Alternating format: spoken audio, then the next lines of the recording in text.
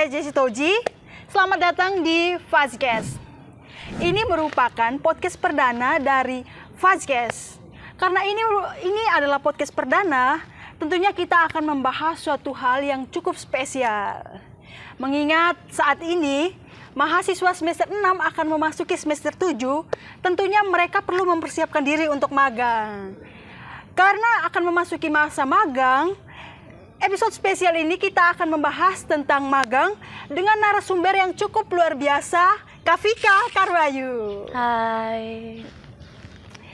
Kak Vika ini merupakan salah satu mahasiswa, bukan mahasiswa ya, sudah alumni. Sudah alumni kebetulan. Kak Vika ini adalah alumni dari program studi ilmu komunikasi Universitas Nusa Nipah. Beliau adalah salah satu mahasiswa lulusan terbaik ya, benar? Ya, puji Tuhan. Kak Vika memiliki pengalaman magang, yaitu pernah magang di salah satu media yang cukup besar di Jakarta, yaitu media bisnis.com, Bisnis Indonesia. Sultan. Luar biasa sekali ya. Apa kabarnya ini? Sudah jadi alumni nih. Apa sih kegiatannya setelah menjadi alumni? Oke, kabarnya sangat luar biasa menjalani masa-masa pengangguran ini, guys. Dan didoakan semoga cepat dapat kerjaan. Amin. Oke. Kak Vika bisa nih ceritakan sedikit pengalaman Kak Vika selama magang di ibu kota, di salah satu kota metropolitan lah di Indonesia. Ya, oke.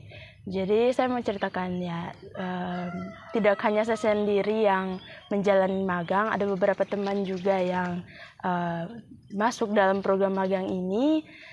Saya bersama keempat teman saya, kami 5 orang itu dipilih untuk magang di Bisnis Indonesia, media bisnis.com, langsung. Jadi magangnya dalam bentuk offline, kita langsung bekerja langsung di sekitaran, bukan di sekitaran sih, maksudnya langsung di perusahaan media tersebut. Dan ada beberapa teman-teman juga yang magang di media-media dan juga lembaga-lembaga lain di provinsi, di Kupang dan juga di Maumere. Gitu. Apa sih hal yang berkesan dari selama mengikuti magang yang membuat Kak Vika ternyata begini dunia kerja? Iya, jadi kegiatan magang ini kan menunjukkan, mengajarkan kepada kita apa sih yang tadi Jessie katakan, apa sih dunia kerja itu. Hal yang berkesan mungkin adalah pengalaman kerjanya sendiri. Jadi kita benar-benar tahu apa yang dibutuhkan saat kita kerja nanti, saat kita benar-benar masuk di dunia kerja sesungguhnya.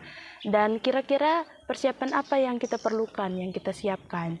Dan hal-hal itu yang menurut saya itu hal-hal yang berkesan, yang patut kita tahu dan patut kita implementasikan. Jadi kita punya waktu beberapa bulan nih. Setelah magang kan ada sekitar 1-2 bulan kita susun itu ya, tugas akhir dan segala macamnya.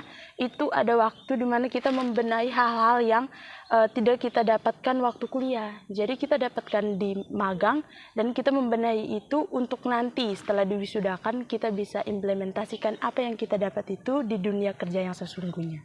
Ya, jadi pengalaman magang itu adalah suatu hal yang cukup luar biasa dan berkesan karena itu akan menjadi pelajaran untuk di masa kerja nanti ya. Fuzers di rumah tentunya saat ini sedang bertanya-tanya nih, apa sih yang perlu dipersiapkan ya saat mengikuti magang. Vika bisa nih kasih tahu sedikit, apa sih yang perlu dipersiapkan Fuzers di rumah sebelum mengikuti program magang, entah itu magang mandiri atau magang MBKM. Iya, jadi program magang itu kan banyak, apalagi sekarang ada yang namanya Merdeka Belajar, teman-teman pasti tahu itu. Kita bisa magang lewat mandiri, kita bisa cari program magang sendiri ataupun dari kampus, dari prodi yang mengutus kita. Tadi apa yang perlu kita persiapkan? Yang pertama itu adalah mental kita. Tadi seperti yang kita katakan bahwa magang itu artinya kita langsung masuk ke dalam dunia kerja. Meskipun itu bukan dunia kerja yang sesungguhnya, tetapi dari pengalaman saya sendiri, kita magang di media-media besar, itu kita dituntut untuk sama seperti karyawan karyawan pada umumnya karyawan media tersebut. Jadi kita bukan lagi dianggap anak magang, tetapi benar-benar kalau kami nih kerjanya sebagai jurnalis dan wartawan, itu benar-benar kamu adalah jurnalis dan wartawan media itu, bukan lagi anak magang.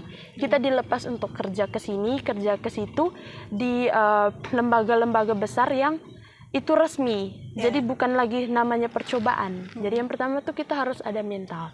Yang kedua, dari mental itu yang nantinya kita jadi bisa akrab sama orang, kita bisa tahu, kita bisa kenal orang lain, dan dari situ kita belajar juga tuh dari pengalaman mereka, belajar juga dari apa yang mereka kerjakan, dari apa yang kita lihat saja kita sudah bisa tahu nih, oh ini yang kita ambil jadi pelajaran. Jadi kita harus butuh mental yang kuat juga, ya mental tuh harus kuat. Yang kedua itu bagaimana kita berrelasi dengan orang, kita berteman, terus satu juga yang penting adalah bagaimana pengetahuan kita.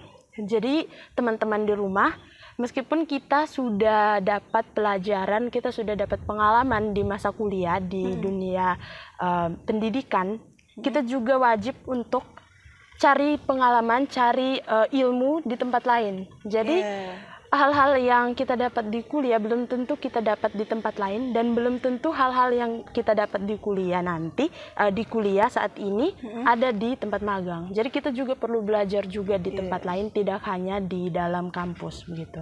Jadi mental, terus relasi, dan juga yang ketiga yang paling utama tentunya itu adalah bagaimana kita belajar, bagaimana kita harus mengisi semuanya, mengisi otak kita dengan pengetahuan-pengetahuan, sehingga sampai di tempat magang, di dunia kerja, kita tuh tidak lagi bertanya-tanya, tapi kita sudah tahu bagaimana kita harus kerja gitu. Oke, begitu ya Sobat Fuzers di rumah.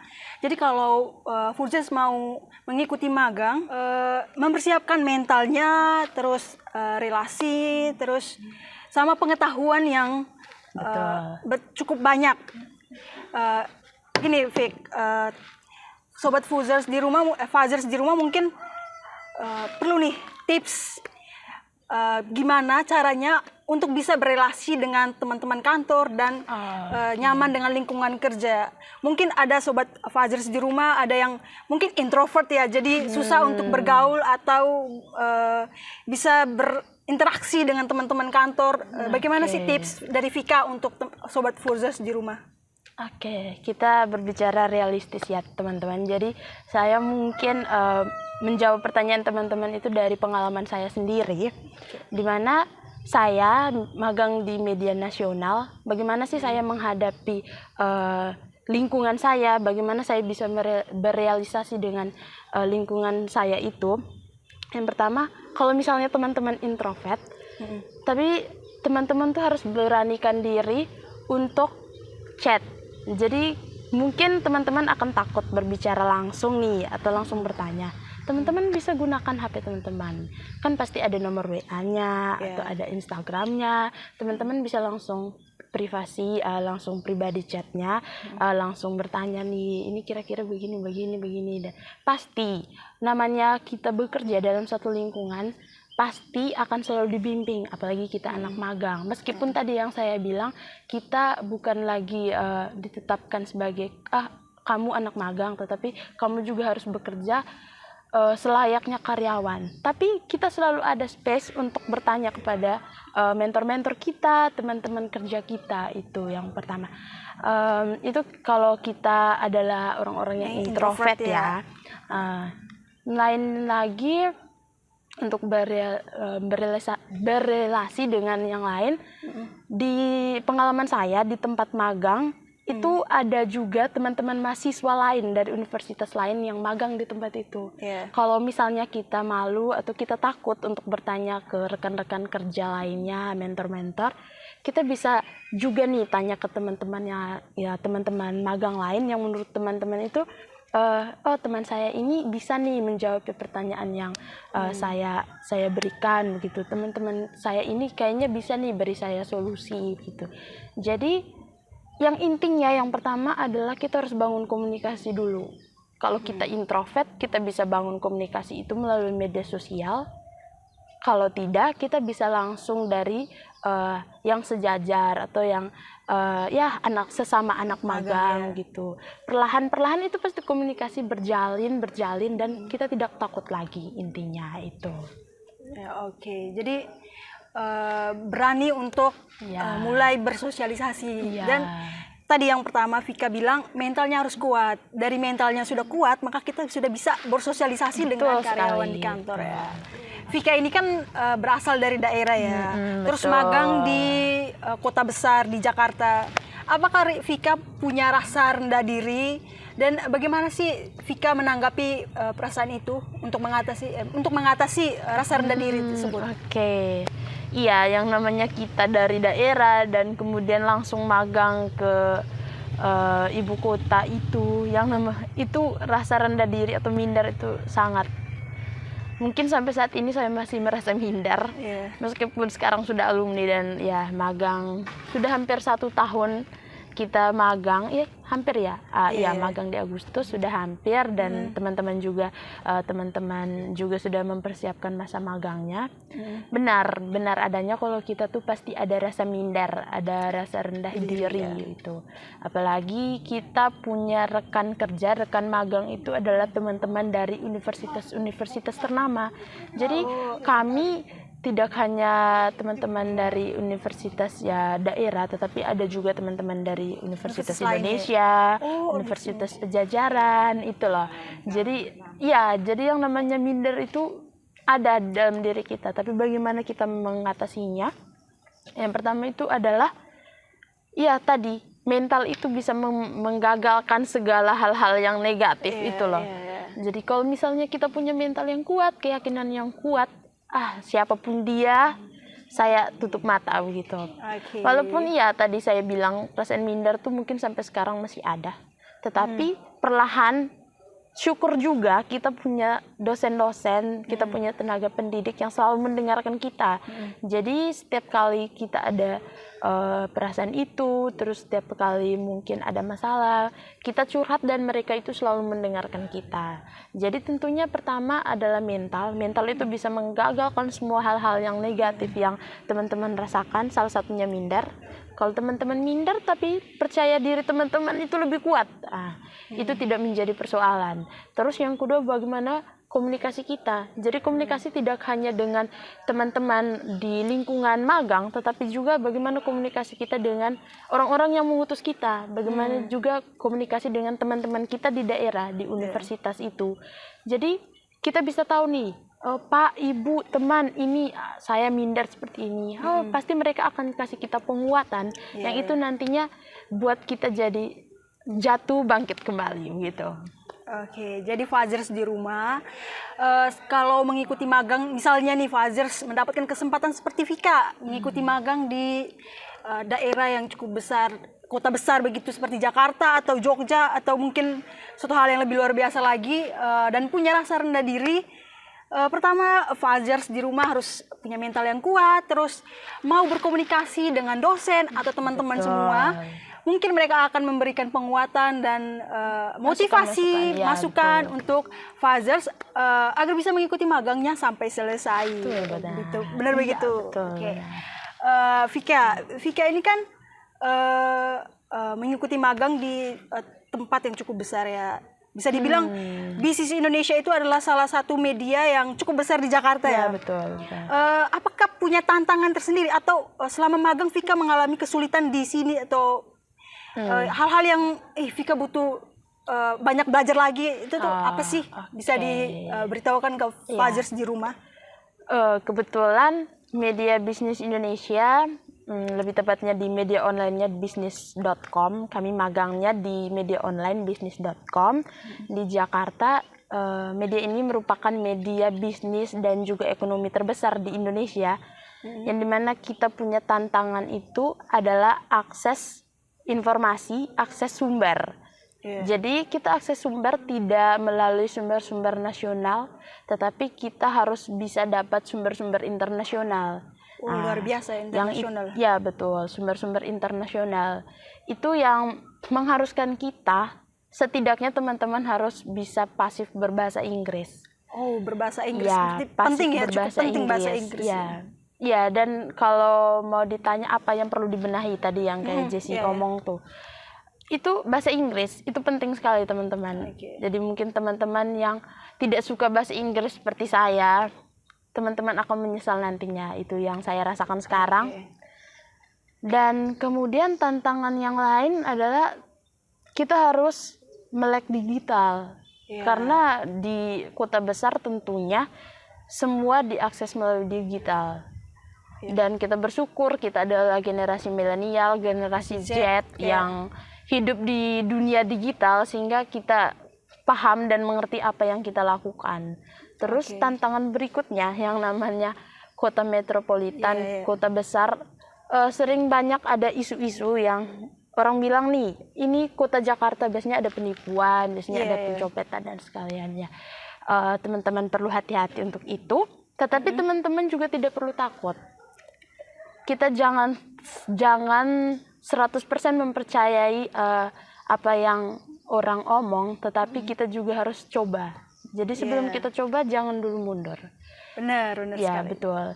Jadi apapun tantangan yang ada depan, kita harus tantang diri kita sendiri, begitu sih. Oke. Tadi kan untuk Fazers yang mau mengikuti magang. Mungkin ada Fazers di rumah yang tidak pengen mengikuti magang. Mungkin Vika bisa kasih ajakan atau memberitahukan sedikit nih manfaat tentang magang. Siapa tahu Fazers di rumah yang awalnya tidak pengen magang, akhirnya mau magang. Oke, jadi buat teman-teman yang mau magang, tadi sudah ada beberapa kisi-kisi yang saya ceritakan. Teman-teman mungkin bisa nonton dan juga mulai mempersiapkan itu. Bisa dicatat, mulai cari referensi nih kira-kira magang begini dan sebagainya. Terus untuk teman-teman yang tidak magang atau lebih tepatnya mungkin masih mengumpulkan niat nih, kira-kira magang tidak. Teman-teman harus tahu kalau keuntungan magang itu sendiri itu sangat besar. Apalagi teman-teman direkomendasikan untuk magang di luar. Saya mau berpesan untuk adik-adik semester saya yang kiranya direkomendasikan untuk magang di luar tapi menolak. Teman-teman itu sangat menolak keberuntungan sebenarnya. Karena saya tadi sebutkan bahwa saya masih pengangguran, tetapi beberapa lowongan pekerjaan yang saya apply, saya masukkan, itu mereka sangat tertarik dengan pengalaman magang saya. Itu yang membuat nilai jual kita itu lebih besar lebih tinggi dari teman-teman lain. Jadi teman-teman jangan membuang-buang kesempatan itu karena manfaat magang itu sangat besar. Mungkin untuk pekerjaan tetap teman-teman belum bisa dapat, tapi jika teman-teman mau mencari freelance pekerjaan tambahan, pekerjaan simpel yang bisa teman-teman kerjakan, itu salah satu modalnya. Jadi untuk Fazers di rumah yang mungkin belum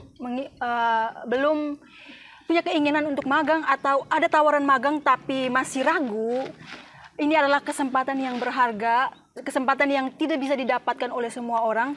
Jika Fazers di rumah mengikuti magang, tentunya punya value yang lebih tinggi dari teman-teman yang baru selesai wisuda atau wisudawan lain atau orang-orang yang mencari pekerjaan di luar sana. Tentunya value kalian lebih tinggi ya, benar.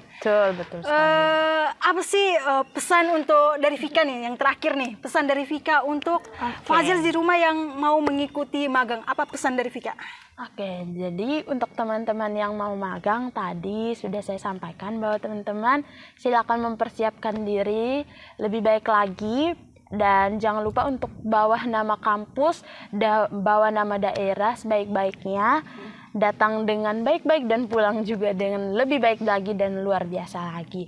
Terus untuk teman-teman yang mungkin masih ragu dan mungkin teman-teman yang tidak mempunyai kesempatan untuk magang, teman-teman jangan berkecil hati, jangan khawatir karena bukan hanya magang, tetapi masih banyak lagi kegiatan-kegiatan lain yang teman-teman ikuti. Yang intinya adalah teman-teman harus berani menantang diri sendiri dan teman-teman harus cobai apapun yang ada di depan teman-teman. Karena kalau teman-teman tidak mencoba, kapan lagi? Ini kesempatan yang sangat luar biasa dan kesempatan yang tidak dapat ditemukan di pengalaman berikutnya. Ya, luar biasa sekali. Kita berikan tepuk tangan. Bagi Fazers di rumah yang mau mengikuti magang, jangan lupa untuk mengambil ilmu sebanyak-banyaknya dari tempat magang dan mengimplementasikan dalam kehidupan Anda, dalam tempat kerja Anda nanti. Oke, saya Jessie. Dan saya Vika Karwayu. Kami pamit undur diri. Bye-bye.